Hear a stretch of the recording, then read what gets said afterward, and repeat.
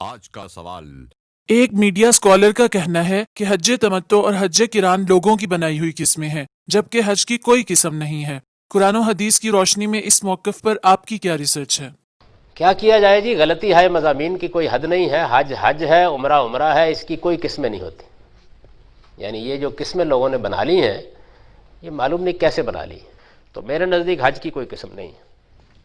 بسم اللہ الرحمن الرحیم۔ آج ہم آپ کے سوال کے جواب کے چوتھے حصے کی طرف آتے ہیں۔ پہلی 3 نشستوں میں نمبر 1 قرآن کریم، نبی اکرم صلی اللہ علیہ وسلم اور صحابہ کرام رضوان اللہ تعالی علیہم اجمعین کی تعلیمات کی روشنی میں حج کی اقسام اور ان کے ناموں کا ذکر گزر چکا۔ دوسری نشست میں حج کی اقسام اور ان کے ناموں کا تذکرہ 1400 سال کے مفسرین کے ہاں گزر چکا۔ تیسری نشست میں ہم نے آپ کی خدمت میں یہ گزارش کی کہ 600 سال تک کے عظیم محدثین جو ہیں، انہوں نے بھی اپنی حدیث کی کتابوں میں، جن میں صحاح ستہ بھی شامل ہے، ان میں حج کی ان تینوں قسموں اور ان کے ناموں کا ذکر کیا ہوا ہے۔ آج ہم چوتھے پہلو کی طرف آتے ہیں کہ حضرات فقہا کے ہاں حج کی 3 قسمیں اور ان کے ناموں کا تذکرہ ہمیں کیسے ملتا ہے۔ ایک بات میں آپ کو ذکر کرتا چلوں کہ موصوف میڈیا اسکالر نے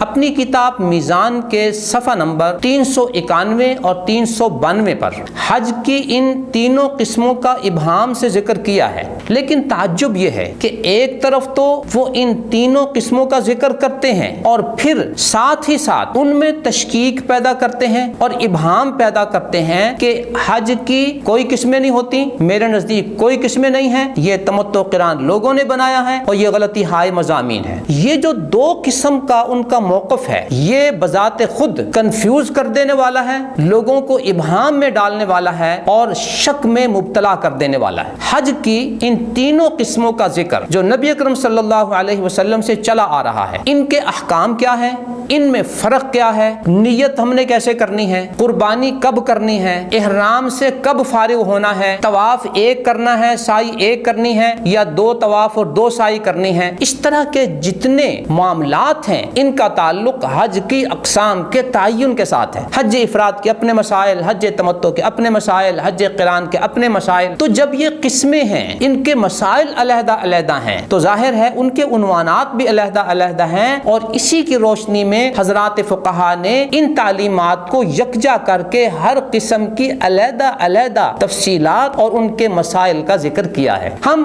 اہم فقہا کا ذکر آپ کے سامنے کرتے ہیں، 1400 صدیوں کے 9 اہم فقہا۔ امام ابو حنیفہ رحمۃ اللہ علیہ کے ہاں ان 3 اقسام کا تذکرہ مختلف انداز میں ملتا ہے۔ ان کی ایک عبارت یا ایک موقف یہ ہے، القران افضل، کہ قران ان 3 قسموں میں زیادہ بہتر ہے، ثم التمتع، اس کے بعد پھر تمتع کا درجہ ہے، ثم الافراد، پھر حج افراد کا درجہ ہے۔ تو گویا امام ابو حنیفہ رحمۃ اللہ علیہ کے ہاں ان تینوں قسموں کا ذکر اس انداز پہ ملتا ہے۔ دوسری اور تیسری صدی کے امام شافعی رحمۃ اللہ علیہ کے ہاں ان تینوں قسموں کا ذکر مختلف جگہوں سے ملتا ہے۔ ایک عبارت یہ ہے، احب الینا الافراد ثم التمتع ثم القران، ہمارے نزدیک افراد زیادہ بہتر ہے، پھر تمتع کا درجہ ہے، پھر قران کا درجہ ہے۔ امام شافعی رحمۃ اللہ علیہ کے اس قول کو امام ترمذی نے اپنی سنن میں ذکر کیا ہے۔ پہلی اور دوسری صدی کے امام مالک رحمۃ اللہ علیہ کا قول امام راغب اصفہانی ذکر کرتے ہیں کہ الافراد افضل ثم التمتع ثم القران، حج افراد میرے نزدیک افضل ہے، پھر تمتع کا درجہ ہے، پھر قران کا درجہ ہے۔ دوسری اور تیسری صدی کے امام احمد بن حنبل رحمۃ اللہ علیہ کے موقف کا ذکر امام ابن قدامہ نے المغنی میں کیا ہے کہ التمتع افضل، کہ میرے نزدیک تمتع افضل ہے، ثم القران، پھر قران کا درجہ ہے، ثم الافراد، پھر افراد کا درجہ ہے۔ دوسری صدی کے امام سفیان ثوری رحمۃ اللہ علیہ کے ہاں ہمیں حج کی ان تینوں قسموں اور ان کے ناموں کا ذکر یوں ملتا ہے، ان افردت الحج فحسن، اگر تم حج افراد کرو تو یہ بھی حسن ہے، اچھی بات ہے، وان قرنت فحسن، اگر تم حج قران کرو تو یہ بھی حسن ہے، اچھا ہے، وان تمتعت فحسن، اگر تم حج تمتع کرو تو یہ بھی حسن حسن ہے، اچھا ہے۔ امام ترمذی رحمۃ اللہ علیہ نے اپنی سنن میں امام سفیان ثوری رحمۃ اللہ علیہ کا یہ قول نقل فرمایا ہے۔ 4 صدی میں امام سمرقندی نے اپنی کتاب بحر العلوم ان تینوں قسموں کا ذکر یوں کیا: المحرمون اربعۃ، احرام باندھنے والے 4 قسم کے ہوتے ہیں۔ مفرد بالحج، صرف حج افراد کرنے والے، ومفرد بالعمرہ، صرف عمرہ کرنے والے ایک سفر میں، والمتمتع، تیسری قسم تمتع کرنے والا شخص، اور والقارن، قران کرنے والا شخص۔ تو یوں اکیلا عمرہ، اکیلا حج، حج و عمرہ ایک سفر میں 2 نیتوں کے ساتھ، اور حج قران، حج و عمرہ ایک سفر میں 1 نیت کے ساتھ امام سمرقندی رحمۃ اللہ علیہ جو 4 صدی کے عالم ہیں انہوں نے ذکر کیا۔ امام ابن زرقون نے ارشاد السالک میں یہ بات نقل کی: لا خلاف فی اباحت الافراد والتمتع والقران، افراد حج، حج تمتع اور حج قران کے جائز ہونے میں کوئی اختلاف نہیں ہے۔ وانما اختلفوا فی الافضل، ہاں ان میں افضل قسم کون سی ہے اس میں علماء کا اختلاف ہے، کسی نے افراد کو افضل کہا، کسی نے تمتع کو، کسی نے قران کو۔ 8ویں صدی میں عز الدین ابن جماعہ نے اپنی کتاب ہدایت السالک فی المناسک میں احرام کے طریقے بیان کرتے ہوئے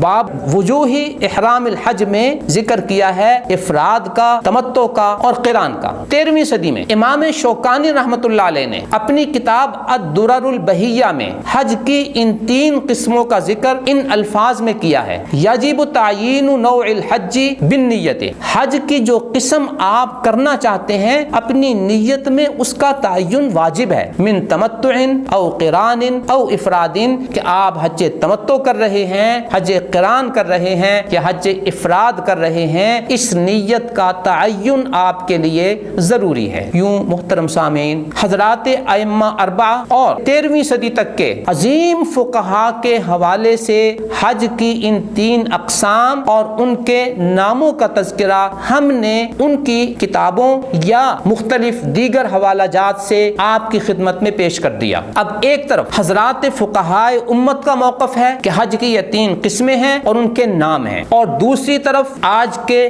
میڈیا اسکالر کا موقف ہے کہ وہ حج کی ان قسموں کو غلطی ہائے مضامین کہتا ہے، لوگوں کی بنائی ہوئی قسمیں کہتا ہے، اور یہ کہتا ہے کہ حج کی کوئی قسمیں نہیں ہوتی۔ اب فیصلہ آپ نے کرنا ہے کہ امام ابو حنیفہ، امام شافعی، امام مالک، امام احمد بن حنبل اور دیگر امت کے فقہا کے موقف کو آپ نے تسلیم کرنا ہے، یا ان تمام کے مد مقابل آج کے اس میڈیا اسکالر کے موقف کو تسلیم کرنا ہے۔ بالفاظ دیگر ہم یہ کہہ سکتے ہیں امت اسلامیہ کا موقف ہے کہ حج کی قسمیں ہیں اور ان 3 قسموں کے نام بھی ہیں، اور یہ نام ہم نے نقل کر دیے امت اسلامیہ کے عظیم فقہا کے حوالے سے۔ ان تمام کے مد مقابل آپ کا یہ موقف کہ حج کی 3 قسمیں اور ان کے نام غلطی ہائے مضامین ہیں، لوگوں کی بنائی ہوئی قسمیں ہیں اور حج کی کوئی قسمیں نہیں ہوتی، آپ بھی اپنے اس موقف پر امت اسلامیہ کے کسی معتمد فقیہ کا کوئی حوالہ پیش کر دیں، وگرنہ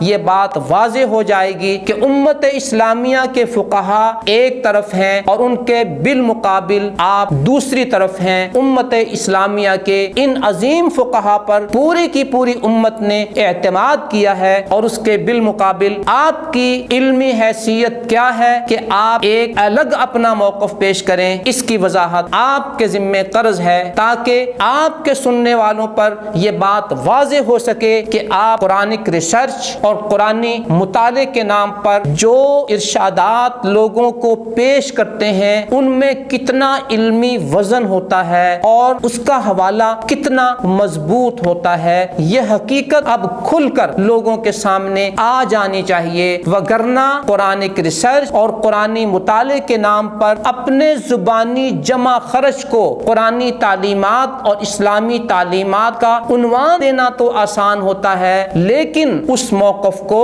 دلیل و برہان کے ساتھ پیش کرنا مشکل ہوتا ہے کہ کیا قرآن آپ کے موقف کا ساتھ دے رہا ہے، نبی اکرم صلی اللہ علیہ وسلم کی تعلیمات کی چھتری آپ کے سر پر ہے، صحابہ اکرام رضوان اللہ تعالی علیہم اجمعین کا ساتھ آپ کو ہے، مفسرین و محدثین و فقہا وہ بھی آپ کی تائید کر رہے ہیں، یا آپ ان سب کے بالمقابل اپنی ہی علیحدہ ڈفلی بجا رہے ہیں۔ یہ حقیقت ان حوالہ جات سے امید ہے کہ ہمارے اور آپ کے سامعین کے سامنے کھل کر آ گئی ہوگی۔ دعا ہے اللہ تعالی ہمیں اپنی تعلیمات اور اپنے نبی کی تعلیمات، حضرات صحابہ کرام، حضرات مفسرین، حضرات محدثین اور حضرات فقہا کی بیان کردہ تعلیمات پر زندہ رکھے، اسی پر ہمیں موت عطا کرے اور ہمیں انہی حضرات کے ساتھ اللہ حشر والے دن اٹھائے، اور آگے ہم اپنے سامعین کو بجا طور پر یہ کہتے ہیں کہ آپ کو بھی یہ فیصلہ کرنا ہے کہ آپ کن تعلیمات پر زندہ رہنا چاہتے ہیں، کن کی تعلیمات پر مرنا چاہتے ہیں، اور آخرت میں کن حضرات کے ساتھ اٹھنا چاہتے ہیں۔ ایک طرف نبی اکرم صلی اللہ علیہ وسلم، ان کے صحابہ کرام اور عظیم مفسرین و محدثین و فقہا ہوں گے، اور ایک طرف آج کا میڈیا اسکالر ہوگا۔ اب فیصلہ آپ نے کرنا ہے۔ اللہ تعالی ہمیں صحیح اسلامی تعلیمات پر عمل کرنے کی اور یہی بیان کرنے کی اور یہی سننے کی توفیق عطا فرمائے، آمین ثم آمین۔ نظروا للطيبة ونور طه يسطعون